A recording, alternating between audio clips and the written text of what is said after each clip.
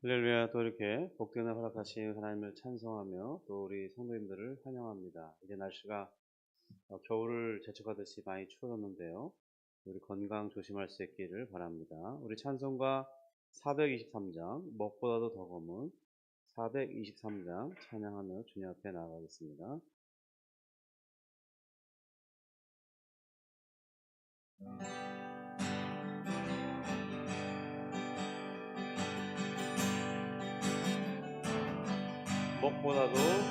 먹보다도 더 검은 죄로 물든 마음이 빈 눈보다 더 희게 깨끗하게 되었네.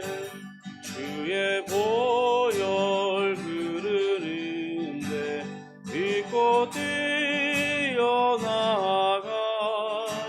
주의 은혜 내가 입어 깨끗하게 되었네. 모든 의심 걱정과 두려움이 사라져 슬픈 탄식 변하여 기쁜 찬송 되었네. 주의 보혈 흐르는데 믿고 뛰어나가 주의 은혜 내가 입어 깨끗하게 되었네. 세상 부귀 영화와 즐겨하던 모든 것 주를 믿는 내게는 분토만도 못하다. 주의 보혈 흐르는데 믿고 뛰어나가 주의 은혜 내가 입어 깨끗하게 되었네. 나의 모든 고배는 저 천국에 쌓였네. 나의 평생 자랑은 주의 십자가로다. 주의 보혈 흐르는데 믿고 뛰어나가 주의 은혜 내가 입어 깨끗하게 되었네. 아멘.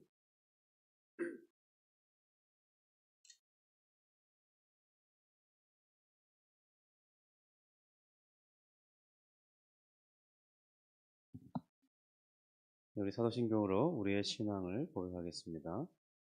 전능하사 천지를 만드신 하나님 아버지를 내가 믿사오며 그 외아들 우리 주 예수 그리스도를 믿사오니 이는 성령으로 잉태하사 동정녀 마리아에게 나시고 본디오 빌라도에게 고난을 받으사 십자가에 못 박혀 죽으시고 장사한 지 사흘 만에 죽은 자 가운데서 다시 살아나시며 하늘에 오르사 전능하신 하나님 우편에 앉아 계시다가 저리로서 산자와 죽은 자를 심판하러 오시리라. 성령을 믿사오며 거룩한 공회와 성도가 서로 교통하는 것과 죄를 사하여 주시는 것과 몸이 다시 사는 것과 영원히 사는 것을 믿사옵나이다. 아멘. 하나님 아버지, 이제 날씨가 춥다고 느낄 만큼 쌀쌀한 날씨가 시작되고 있습니다. 또 하나님 이런 날씨로 인해서 많은 몸이 약하신 분들, 또 고령에 있는 분들이 이제 생명이 소진되고 주님 앞에 부름 받는 일들이 많은 싸운데 주께서 우리의 삶을 주관하시는 줄 우리가 깨닫고 늘 하나님께 하루하루를 의탁하며 나의 생명의 호흡이 하나님께 있음을 기억하고 더욱 하나님을 바라볼 수 있도록 인도하여 주옵소서. 주님, 우리가 믿음으로 주님을 바라보며 믿음으로 기뻐하며 믿음으로 신앙의 걸음을 걸어갈 수 있도록 역사하여 주옵소서. 하나님께서 우리 인생을 귀하게 보시고 선한 길로 인도하고 계심을 믿게 하여 주옵소서. 주님, 우리에게 당면한 많은 어려움들로 인해서 낙담하지 않도록 도와주시고, 하나님, 우리의 눈이 어두워 하나님이 돕는 손길과 하나님의 역사하시는 손길을 보지 못함으로 낙심하고 절망하고 슬퍼하고 외로워하지 않도록 주님 도와주시옵소서. 주님, 우리가 주님의 놀라운 그 사랑과 은혜 가운데 충만할 수 있도록 도와주시고, 늘 하나님 안에서 소망 있는 자로 살아갈 수 있도록 은혜를 베풀어 주옵소서. 주님, 말씀 중에 힘을 더하여 주시고 기도의 능력을 입혀 주옵소서. 예수님의 이름으로 기도합니다. 아멘. 네, 우리 말씀은 우리 시편 24편 3절부터 10절 말씀을 이어서 보겠습니다. 시편 24편 3절부터 10절 말씀입니다.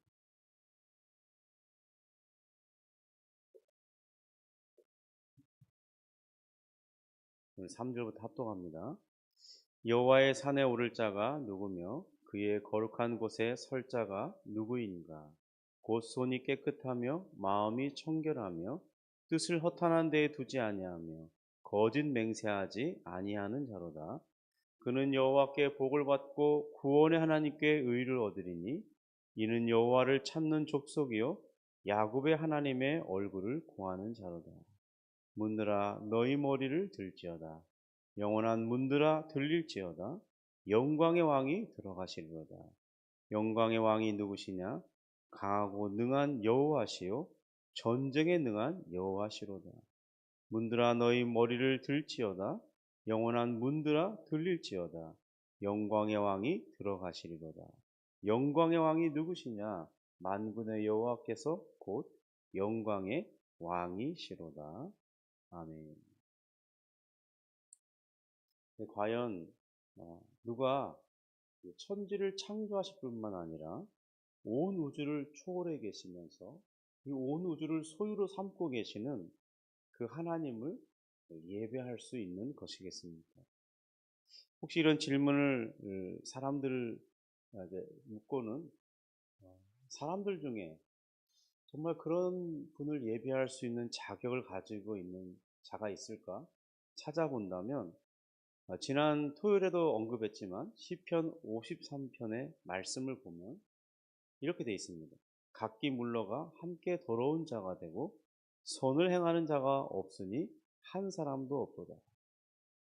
그러니까 결국 하나님을 예배하기에 합당한 사람은 아무도 없다. 그런 대답일 것입니다. 과연 우리 중에 어떤 사람이 합당한 자격을 가지고 하나님 앞에 나아갈 수 있겠습니까? 성경은 그래서 이 파기된 아담 언약을 새롭게 할 새 언약의 질서를 세우고 그리고 죄인을 하나님께로 인도할 새 언약의 머리가 필요하다고 말씀하고 있습니다. 왜냐하면 우리 모두가 다 이 죄악 가운데 있기 때문입니다. 그런 자로서는 하나님께 합당하게 예배할 자격을 가진 자가 아무도 없기 때문입니다. 그래서 새 언약의 머리가 필요하다는 것은 하나님께서 고안하신 지혜입니다. 인간 스스로는 상상할 수도 없었던 놀라운 계획이고 그리고 그 호의를 받게 되는 사람들에겐 정말 놀라운 은혜가 아닐 수 없는 것입니다. 원래는 아담과 함께 모든 사람이 그 죄의 책임을 짊어져야만 했습니다. 그의 죄의 책임은 형벌로서 사망이고 영원한 지옥에서 고통을 받는 것입니다. 그러나 이 새 언약의 질서는 그 죄책까지도 대신 담당할 뿐만 아니라 아담이 이루었어야 할 그 순종까지도 감당해야 되는 이 이중고를 가지는 언약입니다. 이를 능히 감당하려면 죽고 다시 살아날 수 있는 능력을 가지고 있어야 하기 때문에 사람 중에는 없는 것입니다. 그래서 하나님이 친히 사람이 되시는 이 계획을 담긴 언약이 바로 새 언약이었습니다. 뿐만 아니라 새 언약의 은혜를 받는 조건은 단순한 믿음뿐이에요. 다른 것을 요구하지 않아요. 마치 이 뭐죠? 이렇게 광야에서 이스라엘 백성이 불평하고 있어서 하나님이 불뱀을 보내서 불뱀을 물고 사람들이 그 불뱀의 독에 의해서 고통당하며 죽어가고 있었죠. 그런데 하나님께서 그 치료책으로 놋뱀을 만들어서 장대에 달고 그것을 쳐다보는 자마다 이 불뱀의 독에서 해독되고 다시 살아나게 될 것이라고 말씀하셨습니다. 근데 우리가 이해할 수 있는 지금 치료제나 어떤 치료약을 발라서 낫게 하는 방식이 아니죠. 그냥 단순한 믿음을 요구하고 있습니다. 이 단순한 믿음으로 들려지는 그런 어이가 없는 이야기를 바로 그것이 나를 위한 은혜이다, 이렇게 생각하고 믿음으로 받아들인 사람들은 실제로 나음을 입고 살았다는 것입니다. 바로 그런 믿음으로 받아들인다면은 그 노뱀을 통해서 치료가 될 것이라는 그 모든 은혜가 우리에게 전가되고 그것을 누리는 것이죠.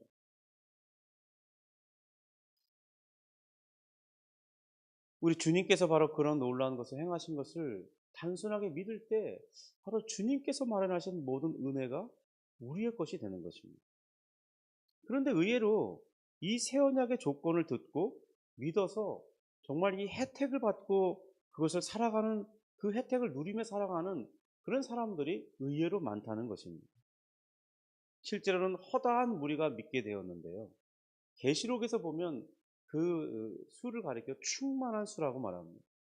그것을 상징하는 단어로 14만 4천이라고 기록했습니다.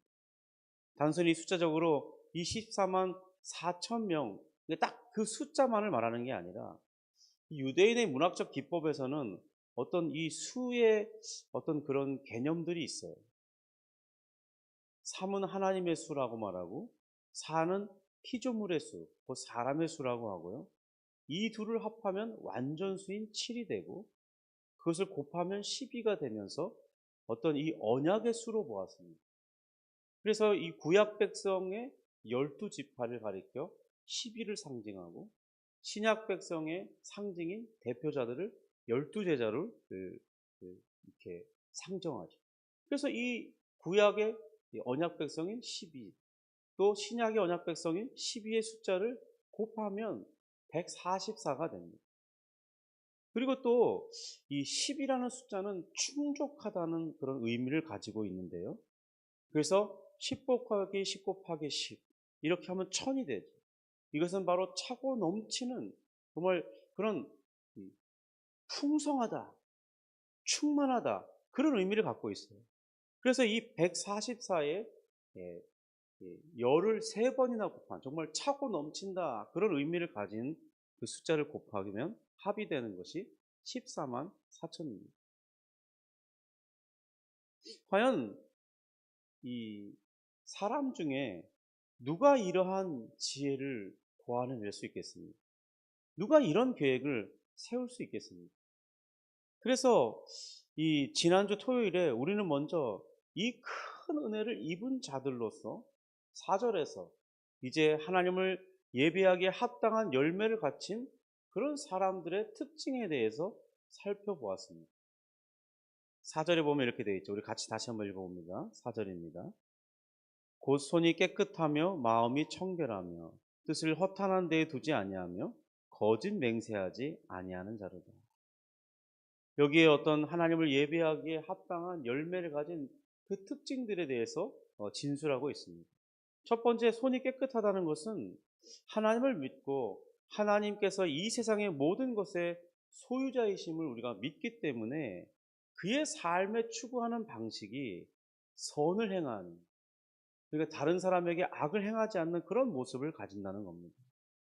예를 들면 신명기 25장 13절부터 15절에 보면요, 겉으로 보기에는 같아 보이는데 무게가 다른 이 두 종류의 추를 가지거나 실제로는 담는 양이 다른데 겉으로 보기에는 이 되의 모양은 같아 보이는 거예요. 그런 이 두 종류의 대를, 두 종류의 추를 가지지 말라고 말씀합니다. 25장 13절부터 15절 제가 읽어봅니다.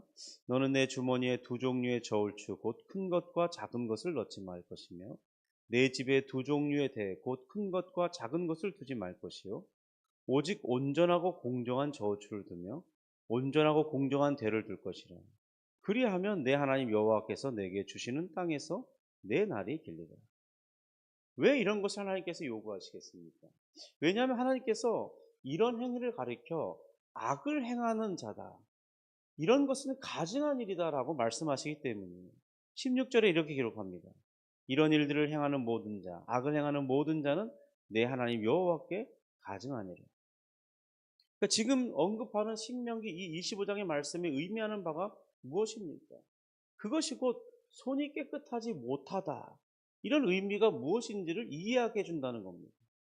그러니까 남의 눈을 속여서 일을 취하지 말라는 것이죠. 레위기 19장 35절 36절에서도 이렇게 기록합니다. 너희는 재판할 때 길이나 무게나 양을 잴 때 불의를 행하지 말고 공평한 저울과 공평한 추와 공평한 에바와 공평한 흰을 사용하라 말씀합니다. 그러니까 만약 상거래를 할 때나 어떤 재판할 때 공평한 것을 사용하지 않게 되면 어떻게 되겠습니까?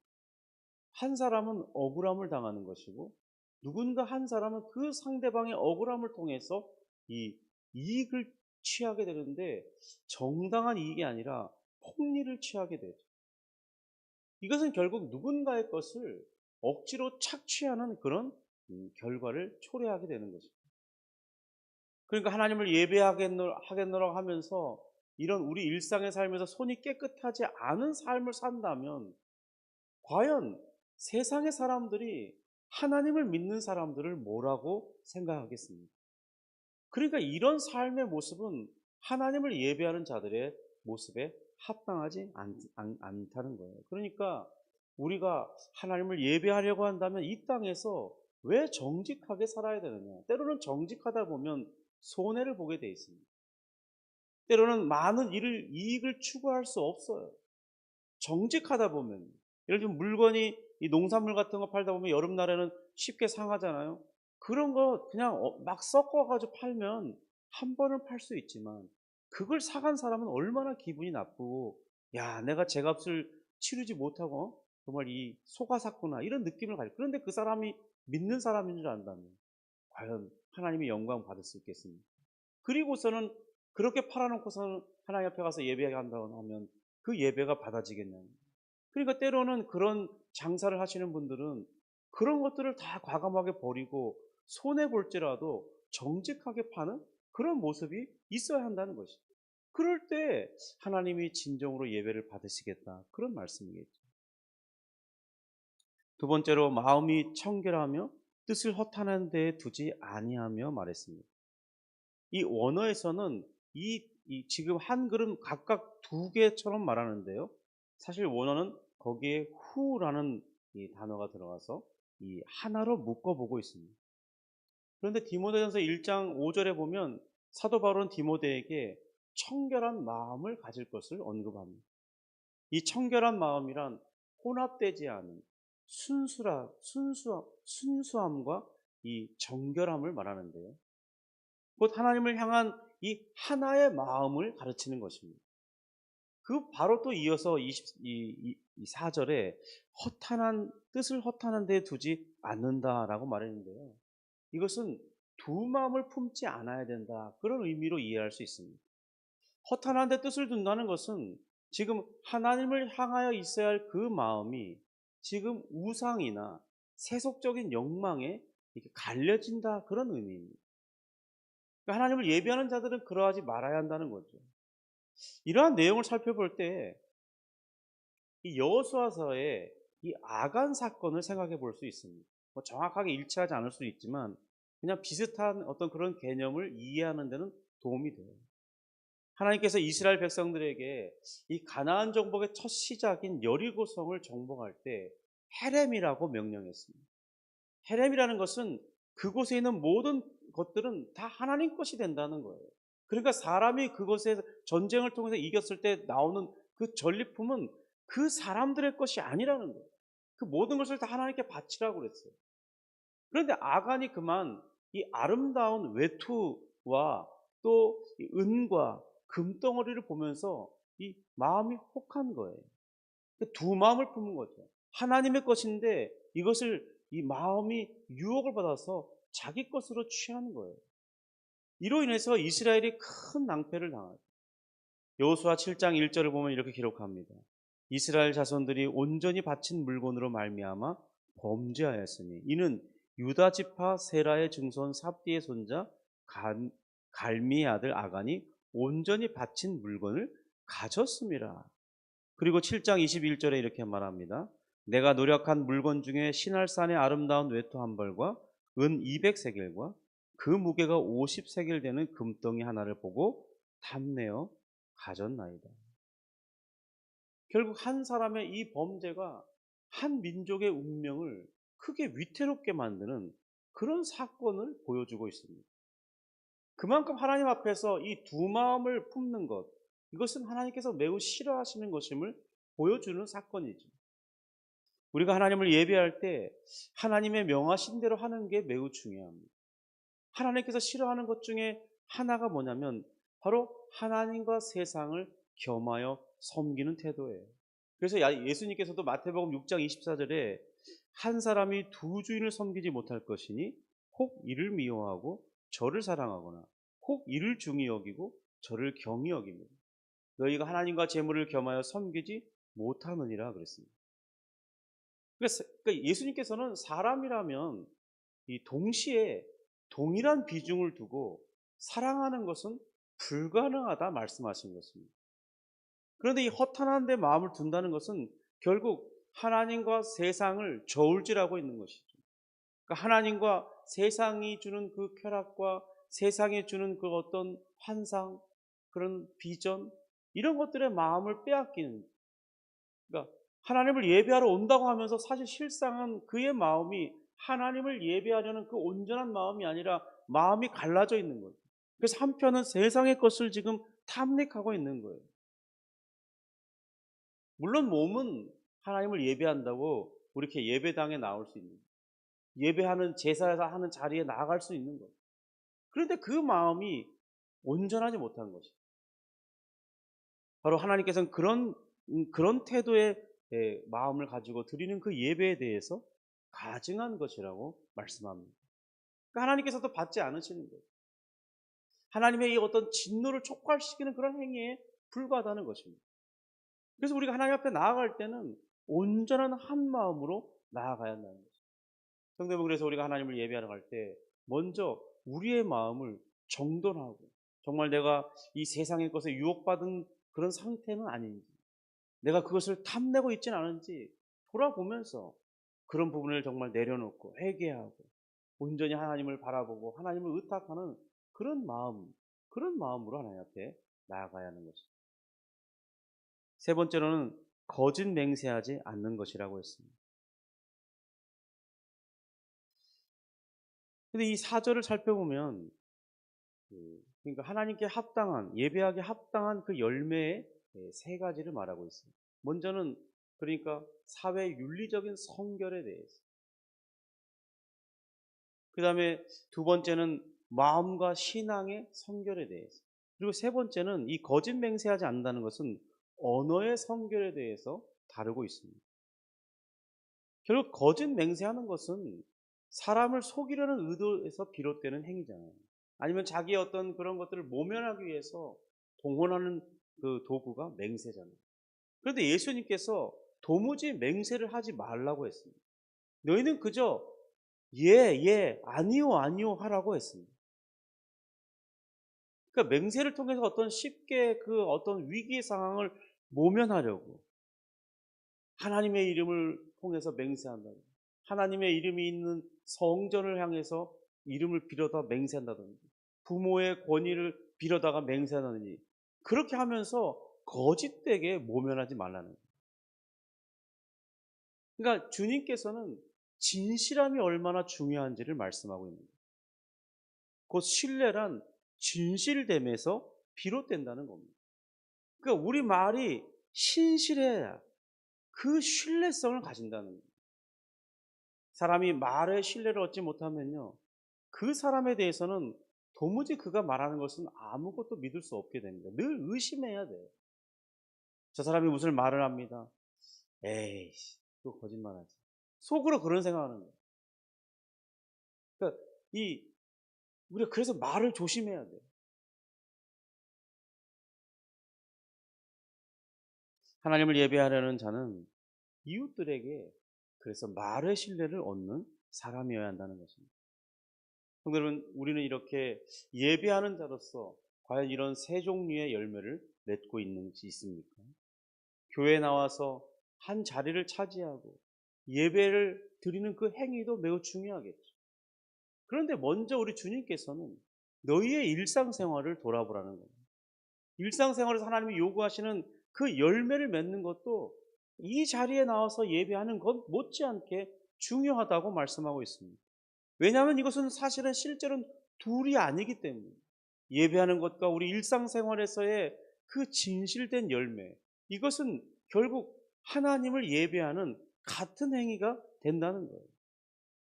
정말 우리가 이런 우리 삶에서 이런 일들이 귀한 열매를 맺었어요. 정말 다윗이 고백하는 것처럼 정말 손이 깨끗하고 마음이 청결하고 뜻을 허탄에 두지 아니하고 그리고 거짓 맹세하지 않는 이런 사람들로서 하나님을 예배하는 자리에 나오는 그런 복을 누리는 우리 모두가 되기를 주님의 이름으로 축복합니다. 기도하겠습니다. 하나님 아버지 감사합니다. 우리 하나님께서는 우리에게 믿음으로만 예배하라 말씀하지 않으시고 구원 받는 데는 믿음만이 필요하지만 우리가 하나님을 예배하는 데는 삶의 어떤 실천적인 열매도 필요하다고 말씀하고 계십니다. 하나님을 예배하는 자로서 우리 일상생활에서도 귀한 열매를 맺음으로 참되게 하나님을 예배하는 자들임을 드러낼 수 있도록 주여 우리의 삶을 우리 자신이 돌아보도록 인도해 주옵소서. 그래서 우리 하나님을 기쁘시게 하는 예배를 드리는 자들이 다 되도록 은혜를 베풀어 주옵소서. 주님, 오늘 또 이 아침에 주님을 찾고 기도하고자 합니다. 말씀을 기억하며 기도하며 성령의 돕는 은혜로 기도하기를 원합니다.